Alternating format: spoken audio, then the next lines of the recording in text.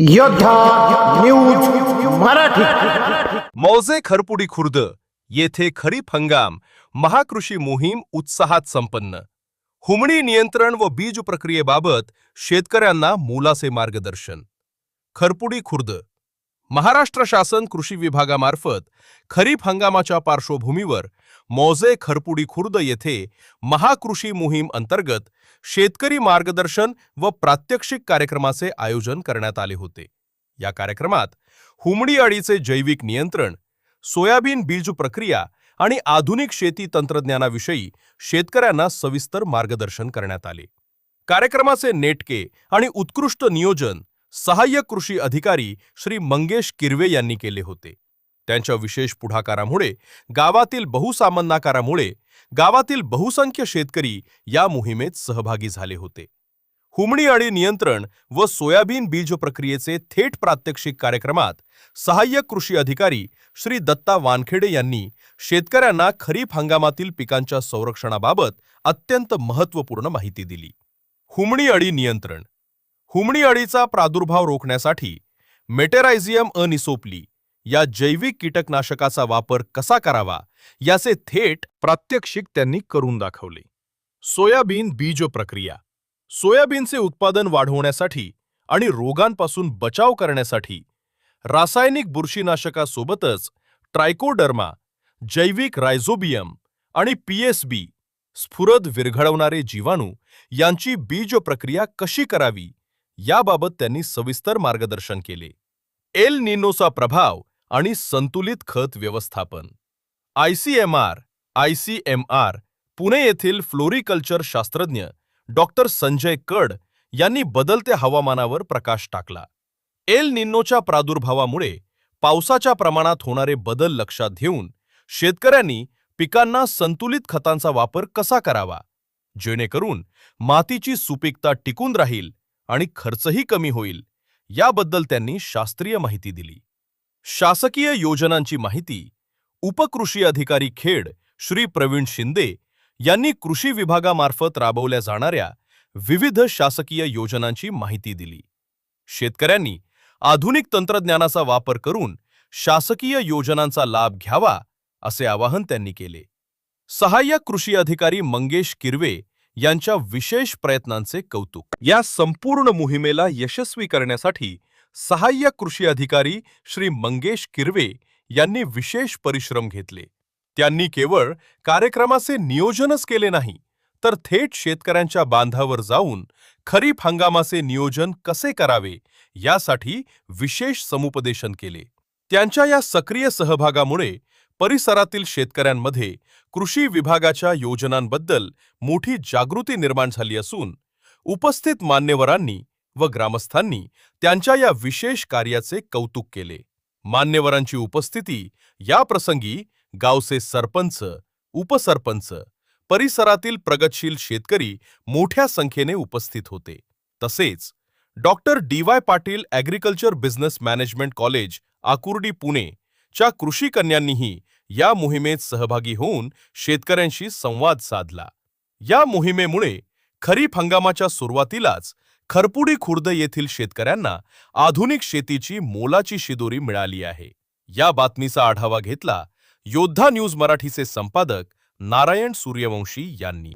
नमस्कार, आम्ही doctor DY Patil college of agriculture business management Akurdi Pune या महाविद्यालयाचे विद्यार्थिनी आहोत। तरी सरांच्या उपस्थितीमध्ये floriculture scientist ICR Pune doctor Sanjay कड सर, उपकृषी अधिकारी प्रवीण शिंदे सर, सहाय्यक कृषी अधिकारी दत्ता वानखेडे सर आणि सहाय्यक कृषी अधिकारी मंगेश किरवे सर आणि कृषी कन्या जागृती गाई समुद्रे, ऋतुजा निगडे, वैष्णवी कपाट, अतुजाई बालाजी आणि साक्षी शेगडे आणि गावकरी मंडळी आणि यांच्या उपस्थितीमध्ये आपण आज हुमणी अळी नियंत्रण याचे प्रात्यक्षिक सादर करणार आहोत। पुढे सर बोलते।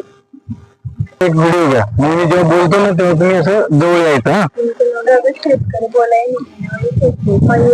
नमस्कार, मी दत्ता वानखेडे, सहाय्यक कृषी अधिकारी राजगुरुनगर खेडला, तालुका कृषी अधिकारी कार्यालय। आज आपण नाही का याचं हुमणी आणि नियंत्रणाचं जैविक पद्धतीने कसं नियंत्रण करायचं त्याचं प्रात्यक्षिक बघणार आहे. काय होतं की यावर्षी आता एल निनोची परिस्थिती आहे.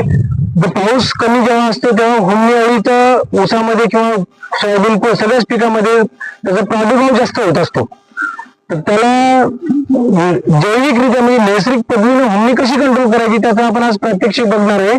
आणि हे जे फुले मेटाराजियम म्हणजे याच्यामध्ये मेटाराजियम अॅनोझोप्ली नावाची एक बुरशी आहे. मुळात ही बुरशी या हुमणी अळ्याचा नष्ट कशी करते ते आपण नंतर डेमो झाल्यानंतर सांगणार आहे.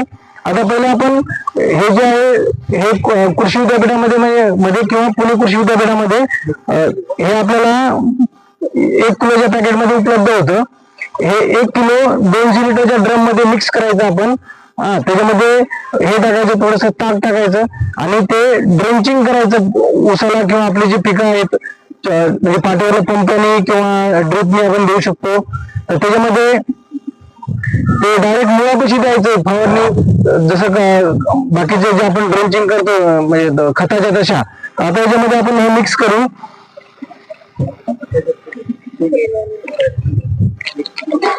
हे बघा आता हे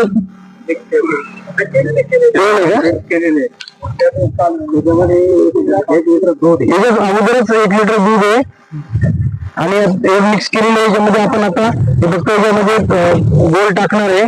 एक प्रकारे विरजन टाईप आहे म्हणजे जे बुरशीचे जे स्पोर्स येतं तर ते आपण जेव्हा शेतामध्ये त्याचं हे करू म्हणजे ड्रेंचिंग करू त्यावेळेस ते जमिनीमध्ये ऑटोमॅटिक वाढत असतात. आता बघू आपण याच्यामध्ये असं गोल फोडपणीतून फिरवते.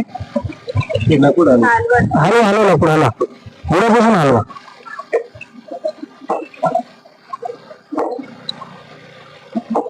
पूर्ण मिक्स करायचं याला.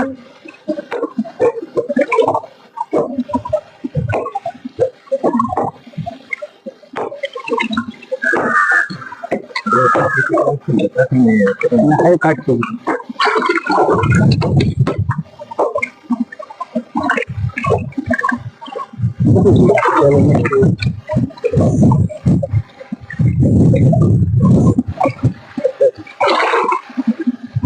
आता आपण याच्यामध्ये हे द्रावण टाकलेलं आहे. याच्यामध्ये आता ते काही तास ठेवले की त्याच्यामध्ये त्याची वाढ होतं. ती वाढ आपण झाल्यानंतर नाही का आपण पाठवल्या पंपाने किंवा ड्रेंचिंग करून ड्रिपनं शेताला देऊ शकतो. ते सगळेच पिकं जवळपास याच्यात कव्हर. आता मुळात हुमणीचं नियंत्रण कसं करतं ही हुमणीच्या म्हणजे एक्टोपॅरासाइट म्हणजे शरीरावर वाढणारी बुरशी आहे. जसं आता प्रत्येक म्हणजे सजीवाचा कोणतरी एखादा दुश्मन असतो म्हणजे त्याला जसं आपण कोरोनाचे व्हायरस दुश्मन होते आपले किंवा अलग अलग सगळे बिमारी असतात, पोलिओ बिमारी असतं हे ते त्याचं या जी बुरशी आहे ही मुळात वाढतं आपल्या याच्यावर हुमणीवर. तर हुमणीच्या शरीरावर वाढतं ती आणि एकदा जमिनीत टाकली की त्याचे स्पोर्स सगळ्या जमिनीमध्ये फैलतात. हुमणी जिथे आहे त्याच्या हुमणीपर्यंत जाणार ते हुमणीच्या शरीरावर वाढणार. मग एक हुमणी दुसऱ्या हुमणीच्या कॉन्टॅक्ट मध्ये आली की तिला रोग होणार आणि सगळ्या जमिनीमध्ये त्याची बुरशीची वाढ होतं. आणि जे आपण फवारण्या करून किंवा जे इतर पद्धतीने जे नियंत्रण करतो आपण त्याला जेवढं नियंत्रण होतं त्यापेक्षा जास्त या जैविक पद्धतीने नियंत्रण होतं. याच्यासोबतच मी शेतकऱ्यांना दुसरं एक असं सोपं हे सांगणार की संध्याकाळी आपण रात्री 9 पर्यंत 9-10 पर्यंत नाही का आता पाऊस जेव्हा पडतो तेव्हा लिंबाची झाडं असतात बघा किंवा असे ज्या झाडावर त्याचे भुंगेरे असतात. हुमणी म्हणजे काय ती अळी स्वरूपात जेव्हा असतात तेव्हा ती नुकसान करते पिकाला. पण जेव्हा भुंगेरे असतात ते भुंगेरे नर मादी भुंगेरे असतात त्यांचा मुलाचा कालावधी असतो ते जर त्यावेळेस आपण त्याला ते भुंगेरे म्हणजे एकतर ते झाडाच्या फांद्या हलवून जर जमा केले नष्ट केले ती एक पद्धत आहे. किंवा दुसरी पद्धत आपण लाईट ट्रॅप घरच्या घरी नाही का आपण असं समजा एक असं भांड मोठं पाण्याचं त्यात केरोसिन किंवा थोडंसं कीटकनाशक काहीतरी द्रावण ज्यात भुंगेरा पडल्यानंतर ते मेला पाहिजे असं जर आपण लाईट लावलं असं खालच्या दिशेनं तर ते आजूबाजूच्या एरियात जिथपर्यंत लाईट जातो त्या सगळे भुंगेरे तिथे उडून येतात. रात्री 9-10 पर्यंतच ठेवायचा चालू तो नंतर बंद करायचा. ते भुंगेरे सगळे आल्यानंतर त्या लाईटच्या द्रावणात पडल्यानंतर नाही का ते मरतात.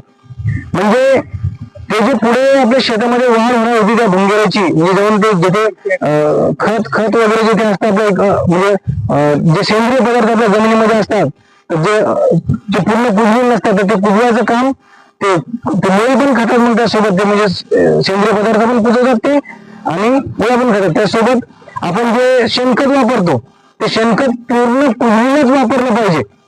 अर्धवट कुजलेलं जर आपण शेणखत वापरलं तर तिथे आपण हुंडीचा स्कोप स्वतः तयार करावा असा एक अर्थ होतो. म्हणजे आपण जे खत असं चांगलं नाही का पूर्ण कुजल्यानंतर त्याचा असं रवेदार बनतं बघा, ते वास नाही येत त्याला, तसंच म्हणजे पिकलं पाहिजे ते पूर्ण तसं शेणखत वापरायचं. अर्धवट कुजलेलं कंपोस्ट किंवा कोणतं तरी अन्न कचरा आपण ते टाकला तर हुंडी वाढणार म्हणजे वाढणार, आलं लक्षात. आणि अजून एक नाही का हुंडीचं नियंत्रण आपण जैविक पद्धत जे सांगितली ती नाही करू शकतो. नंतर लाईट ट्रॅप आपण लावायचं ते करू शकतो. पावसाच्या सुरुवातीला जेव्हा झाडावरती भुंगेरे असतात तेव्हा ते नष्ट करू शकतो. आणि जे खत जे देतो आपण पिकाला तर ते देऊ शकतो. आणि अजून एक पद्धत नाही का, जसं आपल्या शेतामध्ये पाणी जिथे आहे असं वाटतं आपल्याला हुंडी झालेली ऊसासारखं पीक आहे, तर तिथे नाही का थोडंसं पाणी जर साचून ठेवलं ना तर त्यांना ऑक्सिजन नाही भेटत त्या हुंडीला. म्हणजे जेव्हा झडीचं वातावरण असतं बघा, ज्या वर्षी पाऊस चांगला असतो त्या वर्षी हुंडी कमी असतं. आणि जेव्हा यावर्षी जशी दुष्काळग्रस्त परिस्थिती आहे एल निनोमुळे, तर तशी दुष्काळ ज्या वर्षी असतो त्यावेळेस हुंडी जास्तच तोंडवर काढणार. ते सोयाबीनला असो, तुरीला असो, ऊसाला असो, कोणत्या पण पिकाला. तर याचं नियंत्रण आपल्या हातात आहे. आणि सगळ्यात महत्वाचं ते लाईट ट्रॅप जे म्हणतो आपण किंवा हे कोणती पण पद्धत ही एका शेतकऱ्याला वापरून फायदा नाही, आलं लक्षात. त्या शिवारातल्या किंवा त्या गावातल्या सगळ्यांनी जर केलं ऍट अ टाइम, म्हणजे लाईट लावणं काही 50 रुपयाचा खर्च आहे फक्त, आणि तो संध्याकाळी 8-9 वाजेपर्यंतच लावायचा. फक्त त्यात भुंगेरे जमा होणार. जर त्यांचे नर मादी आपण अंडी द्यायच्या अगोदरच नष्ट केले तर ते त्यांचं प्रमाण कमीच होणार ना. जे आपण एकदा त्यांची वाढ झाल्यानंतर जर आपण कीटकनाशकाने यानंतर मारायचा जो प्रयत्न केला तर त्याच्यानंतर एवढा परिणाम होत नाही. म्हणजे नुकसान आपल्या पिकाचं झालेलं असतं अगोदर. ते खाऊन मुळ्या कुरतड्या देऊन भाजीपाले पण खातात. ते उन्नी अळी म्हणजे नाही का पांढऱ्या अळीची अशी जे उन्नी म्हणतात ग्रामीण भागात. उन्नी म्हणतात. तर ते अशी पांढऱ्या कलरची असते बघा ती. तर त्याची भुंगेर अवस्था वगैरे ते नुकसान नाही करत, पण ती अळी अवस्था आहे थोडी नुकसान करतं. ती अळी परत तशीच राहिली तर ती कोश अवस्थेत जातं. दुसरं आपण उन्हाळ्यामध्ये जर चांगली नांगरट केली लवकरच, म्हणजे चांगली ऊन टपतानी, तर ते नांगरट करताना काही पक्षी येतात बघा ट्रॅक्टरच्या मागं, आणि त्याचे कोश जर आहेत ते थोडेसे उन्हामध्ये जर तपले चांगले तर तिथून पण त्याचा नायनाट होतो. म्हणजे एवढी सोपी पद्धत आहे घरगुती. आपण सगळं सोडून आपण जेव्हा वाढती शिरा म्हणजे आपल्या याच्यामध्ये पिकामध्ये, मग शेवटी आपण कीटकनाशकाचा शेवटचा उपाय वापरतो आपण, जे की आपल्याला घरगुती शक्य आहे. आज सगळं या कार्यक्रमाला सगळे शेतकरी उपस्थित राहिले, अकोटीच्या विद्यार्थिनी उपस्थित राहिल्या, आमचे शिंदे साहेब, नंतर आयसीआरचे फ्लोरिकल्चरचे सायंटिस्ट आहेत, आमचे कृषी सहाय्यक साहेब आहेत किरवे साहेब, तर ते उपस्थित राहिले यात वेळ काढून. आणि जे योद्धा न्यूज चॅनलचे पत्रकार उपस्थित राहिले त्याबद्दल सर्वांचा मी आभारी आहे. आणि सर्व शेतकऱ्यांनी या वर्षी मी जे सांगितलं हा व्हिडिओ पूर्ण राज्यात सर्व शेतकऱ्यांमध्ये जावा आणि सर्वांनी नाही का त्याचा थोडा का महिना पण सगळं एक मोहीम स्वरूपात नाही का हुंडीचं थोडस सर्वांनी नष्ट कशी करता येईल, कारण ती म्हणजे आपल्या पिकाचं नुकसान करणार म्हणजे करणार ती टक्केवारी जास्त ती अशी चालत जाते. पुन्हा एक झाड झालं की ते नष्ट नाही होत, असं दुसऱ्या जवळ असं म्हणजे आपलं नुकसान आहे सगळं. सोप्या उपाय आपण वापरून सगळ्यांनी, मी असं आवाहन करतो सगळ्या शेतकऱ्यांना या गावातल्या किंवा जिल्ह्यातल्या तालुक्यातल्या राज्यातल्या लोकांना की हुंडीचं नियंत्रण आता पाऊस चालू व्हायच्या अगोदरपासून सुरुवात करा.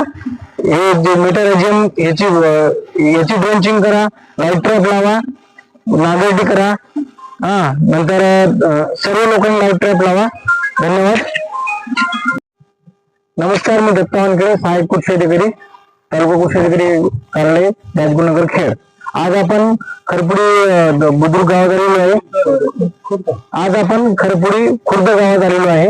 तर तिथे आपण बीज प्रक्रिया मोहीम कशी घ्यायची म्हणजे बीज प्रक्रियेचं प्रात्यक्षिक कसं म्हणजे प्रॅक्टिकली म्हणजे शास्त्रीय दृष्ट्या कसं केलं जातं ते लोकांना करून दाखवणार आहे. तर याच्यामध्ये यावर्षी बघा म्हणजे खतांचा तुटवडा आहे, तर त्याच्यामध्ये आपण जे नत्र म्हणजे स्थिरीकरण करणारे जीवाणू आणि स्फुरद बुडवणारे जीवाणू, पालाशूर बनवणारे जीवाणू त्याचा म्हणजे बीज प्रक्रिया जर केली तर त्याचा फायदा कसा होईल आपल्याला ते सांगणार आहे आपण. बघा आपण दरवर्षी पेरणी करतो, पण आपण नाही का जे सगळ्यात स्वस्त बीज प्रक्रिया जी आहे ते टाळतो आपण. तर त्याच्यामध्ये माझी अशी विनंती आहे की सगळ्या शेतकऱ्यांनी गावातल्या, तालुक्यातल्या, जिल्ह्यातल्या, राज्यातल्या यावर्षी बीज प्रक्रिया 100% केलीच पाहिजे. त्याचं कारण असं की हे जे खत येतं हे जैविक खत येतं, ज्याचं जमिनीमध्ये वाढ होतं वरचेवर. म्हणजे बाकीचे खतं कशी एकदा आपण टाकले की ते फक्त तेवढं काही दिवसापुरता त्याचा परिणाम राहतो. तर हे आता बघा याच्यामध्ये हे रायझोबियम नावाचं जीवाणू कल्चर आहे. याच्यामध्ये एक आपल्या 10 किलो बियाण्याला नाही का फक्त 250 ग्रॅम त्याची पावडर लागतं. मग ते हे जे डाळवर्गीय जेवढी पिकं असतात म्हणजे तूर, उडीद, मूग, नंतर सोयाबीन, चवळी वगैरे, तर सगळे याचे 7 वेगवेगळे गट आहेत. म्हणजे ज्या पिकाचं रायझोबियम असतं ते वेगळं वेगळं आहे. आता हे जे आहे ते सोयाबीनचं रायझोबियम आहे, त्याच्या स्पेसिस आहेत. तर ते बरोबर ज्या पिकाची स्पेसिस त्याच पिकाला वापरल्या गेली पाहिजे. तर हे आता आम्ही आज कृषी महाविद्यालयातून आणलेलं आहे पुण्यातून, आणि सगळ्या शेतकऱ्यांना जर क्वालिटी घ्यायचं असेल तर तिथे पण मिळतं कृषी महाविद्यालयात किंवा कृषी विद्यापीठातून, किंवा जे चांगले कृषी सेवा केंद्र किंवा कृषी विज्ञान केंद्र किंवा जे शेतकरी कंपन्यांचे कुठे कृषी सेवा केंद्र असेल त्यांच्याकडे सगळ्याकडे सगळ्या प्रकारचे उपलब्ध होतात. फक्त तुम्ही याची डिमांड अगोदर कळली पाहिजे. तसं ते हे जास्त प्रमाणात असं तयार केलं जात नाही, वेळेवर तयार केलं जातं ताजं. ते आता आपण एक जे जैविक खत आहे, याला इंग्लिशमध्ये बायो फर्टिलायझर म्हणतात, याचं महत्व पटवून सांगणार आहे. आता बघा हे रायझोबियम जे आहे त्याचे स्पेसिस सांगितलं मी वेगळ्या पिकानुसार येतं. हे जर आपण बियाण्याला नुसतं 10 किलो फक्त पावभर लावलं तर हे एक विरजन, म्हणजे मराठीमध्ये जसं आपण इनॉक्युलेशन इंग्लिशमध्ये म्हणतो विरजन टाईप, जर फक्त नुसतं एक थोडं थोडं लावलं बियाण्याला पेरायच्या अगोदर एक्झॅक्ट, आता आपल्याला जेव्हा पेरणी चालू करायची त्या शेतातली तेव्हा लावायचं, हे बीज प्रक्रिया करायची आणि सावलीत बियाणं वाळवायचं आणि नंतर पेरणी करायची. त्याच्यामुळे जे सोयाबीनच्या मुळावर किंवा इतर डाळवर्गीय पिकाच्या मुळावर जे गाठी असतात त्या गाठीमध्ये नाही का रायझोबियम नावाचे जीवाणू म्हणजे बॅक्टेरिया असतात. ते बॅक्टेरिया वातावरणातला नायट्रोजन वायू जे की 71% आहे, जो युनिट स्वरूपात असतो, निष्क्रिय झाडं स्वतः डायरेक्टली घेऊ शकत नाहीत, ते बॅक्टेरिया रायझोबियम काय करतो ते सगळं नायट्रोजन शोषून घेतो आणि नायट्रेट स्वरूपात म्हणजे युरियातून देतो आपण पिकाला साधारण 2.5 एकरात 50 किलो, म्हणजे 2 बॅगा युरिया दिल्यानंतर 46 किलो भेटतो आपल्याला. यांनी डायरेक्ट 50 किलो 2.5 एकरामध्ये नैसर्गिकरित्या नत्र आपल्या शेतात तयार व्हायला लागलं. तर ते आपण जर याची बीज प्रक्रिया केली तर तेवढं आपलं 2 बॅगाचा खर्च आपला कमी होणार आहे, आणि हे दरवर्षी करू शकतो आपण. आणि जसजसं आपण करू तशी याची संख्या आपल्या शेतामध्ये वाढतं वरचेवर, आणि हे सगळ्या पिकासाठी लावू शकतो. आता दुसरं बघा एक आहे स्फुरद जीवाणू संवर्धन, म्हणजे फॉस्फेट सोल्युबलायझिंग बॅक्टेरिया, याला PSB म्हणतात. हे पण महात्मा फुले कृषी विद्यापीठाच्या कृषी महाविद्यालयातून आणलं आम्ही. तर याच्यामध्ये जे आपल्या शेतामध्ये आपण सिंगल सुपर फॉस्फेट वापरतो, नंतर आपण DAP वापरतो, तर सिंगल सुपर फॉस्फेट मध्ये 2 बॅगा जेव्हा वापरतो तेव्हा फक्त 16 किलो फॉस्फरस उपलब्ध असतो. एका DAPच्या 2 बॅगा जेव्हा 100 किलो जेव्हा वापरतो त्यात 18 किलो नंतर 46 किलो स्फुरद असतो. पण तो स्फुरद आणि आपल्या जमिनी जर रॉक फॉस्फेट पासून तयार झाले असतील तर तो स्फुरद डायरेक्ट पिकाला उपलब्ध होत नसतो, तो फिक्सिंग होत असतो. म्हणजे आपल्या जमिनीमध्ये तो म्हणजे पिकं शोषून घेतील या स्वरूपात उपलब्ध नसतो. तर हे बॅक्टेरिया काय करतात, हे ऍसिड सिक्रेट करतात त्या जमिनीमध्ये, आणि त्या ऍसिडमुळे जो स्फुरद आहे म्हणजे फॉस्फरस जे आपल्या म्हणजे खतातून दिलेलं आणि जमिनीमध्ये जे उपलब्ध आहे ते विरघळवतात आणि पिकाला उपलब्ध करतात. विचार करा, आपण जे खतं देऊन ते जर त्या सेम पिकाला उपलब्ध होत नसतील, 2-3 सीझन लागले असेल त्याला उपलब्ध व्हायला, किंवा आपल्या जमिनीच्या खडकापासून बनलेल्या ते खडक जर ते स्फुरद उपलब्ध आहे पण तो जर पिकाला उपलब्ध या एका पुढे दुर्गणारे जीवन जर उपलब्ध करून देत असतील आणि याचं पण एक पाव किलो फक्त 10 किलो बियाण्याला लागणार आहे. हे पण स्वस्त म्हणजे 100 रुपये किलो आहे त्याचं रेट. नंतर तिसरं बघा, हे एक ॲझोटोबॅक्टर आहे. जसं आता रायझोबियम सांगितलं मी ते झालं द्विदलवर्गीय पिकासाठी. तर एक दलवर्गीय जे पिकं आहेत जसं ज्वारी, बाजरी, ऊस, मका अशी जे एकदलवर्गीय जे पिकं आहेत त्याच्यामध्ये नाही का मुळावर गाठी असतात. पण त्याच्यामध्ये ॲझोटोबॅक्टर जर वापरला आपण तर ते हे free living nitrogen fixing bacteria म्हणजे असं मुक्त आपल्या जमिनीमध्ये वाढणार ते. आणि जेव्हा हे बॅक्टेरिया मरतात तर मेल्यानंतर त्याच्या शरीरात जो नायट्रोजन असतो जे वातावरणात नायट्रोजन शोषून घेतला त्यांनी तो नायट्रोजन ते मेल्यानंतर जमिनीमध्ये परत पिकाला उपलब्ध होतो. हे पण आपण बीज प्रक्रिया करताना वापरू शकतो. नंतर असेच आपल्याला झिंक सोल्युबलायझिंग बॅक्टेरिया पण असतात, पोटॅश सोल्युबलायझिंग बॅक्टेरिया असतात, आयर्न सोल्युबलायझिंग बॅक्टेरिया असतात, सल्फर सोल्युबलायझिंग बॅक्टेरिया असतात. हे सगळ्याचे वेगळे कल्चर एक 15-20 प्रकारचे कल्चर त्या प्रयोगशाळेत उपलब्ध होतं. आपण सगळे वापरू शकतो आणि याची शेतामध्ये आपण बीज प्रक्रिया करू शकतो, ऊसाची बेण्याची प्रक्रिया करू शकतो, बेण्यासोबत प्रक्रिया करू शकतो. आता बघा एक ट्रायकोड्रामा आहे. ही ट्रायकोड्रामा एक प्रकारची जैविक बुरशी आहे. ही जैविक बुरशी काय करते, सगळे भाजीपाला पिकं, डाळवर्गीय पिकं, ऊस सगळ्या पिकासाठी आपण त्याचा वापर करतो. ही मुळात नाही का जे मूळभूत म्हणजे पिकाच्या मुळावर जे दुसऱ्या जी बुरशी वाढतात, रोगकारक जी बुरशी वाढतात तर त्याला त्या बुरशीवर ही परत जी बुरशी आहे म्हणजे पॅरासाइट आहे म्हणजे त्या रोगकारक बुरशीला ही ट्रायकोड्रामा बुरशी मारतं. आलं लक्षात. याच्यात ट्रायकोडर्मा प्लस याच्यात ट्रायकोडर्माचे 2-3 स्पेसीज जे असतात, ट्रायकोडर्मा व्हिरिडी आणि इतर स्पेसीज जे आहेत ते सगळ्या त्यात उपलब्ध आहेत जे की जमिनीमध्ये वाढतात आणि त्या मूळभूत जे घडवतं. उदाहरणार्थ बघा कधी कधी असं पूर्वीचं तूर उंच झाली असतं सगळी आणि शेंगा वगैरे सगळ्या लागल्या असतात आणि झाडं एका लाईन मध्ये वाढतात. सोयाबीन कधी कधी असं लाईन मध्ये पूर्ण झाड असं वाळून जातं. त्याला फवारण्या करा काही करा कशानंच ते येत नाही. तर हे ट्रायकोडर्मा बुरशी जर आपण फक्त 4 ते 5 ग्रॅम प्रति किलो वापरली म्हणजे बीज प्रक्रिया करायला तर याची ऑटोमॅटिक जमिनीमध्ये वाढ होतं नंतर आणि रोगकारक बुरशी जे आहेत जे मुळावर वाढतात त्याच्यावर ही जगतं आणि त्याचं प्रमाण कमी करतं आणि आपलं पीक वाचवतं त्याच्यापासून. दुसरे फायदे याच्यासोबत असे आहेत की याचं हे जर वापरलं तर आपलं जर्मिनेशन जे आपण जे उगवण क्षमता म्हणतो बियाण्याची ती वाढते ट्रायकोडर्मामुळे. नंतर मुळाची वाढ चांगली होतं ते एक फायदा आहे. नंतर हे जे आहेत हे सगळे वापरायचे कसे ते सांगतो मी तुम्हाला. जेव्हा आपल्याला ऍक्च्युअल आता पेरणी करायची आता 1 तासाभरात पेरणी करायची त्यावेळेस काय करायचं 1 लिटर पाण्यामध्ये शुद्ध पाण्यामध्ये 150 ग्रॅम गूळ विरघळायचा. ते द्रावण थंड होऊ द्यायचं.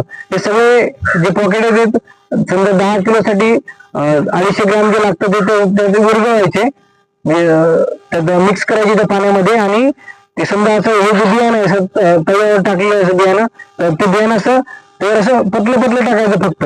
म्हणजे आपण फक्त विरघण टाईप द्यायचं आपल्याला काही खूप जास्त नाही लावायचं त्याला. असं पतलं टाकल्यानंतर ते बियाणं जे असं घासायचं नाही कधीच. घासलं म्हणजे टर्फला निघणार. आपण एक तर 2 जण असले तर असं ते असं हे करून मिक्सिंग करू शकतो किंवा एक व्यक्ती असला त्याने फक्त असं खालचं वर आणि वरचं खाली असं फक्त हे करायचं. याला बघा थायरॉइडची बुरशी असल्याची प्रक्रियेला पावडर लावलेली आहे म्हणजे बुरशीजन्य जे रोग असतात बियाणं लावल्या जे होऊ शकतात ते होणार नाही.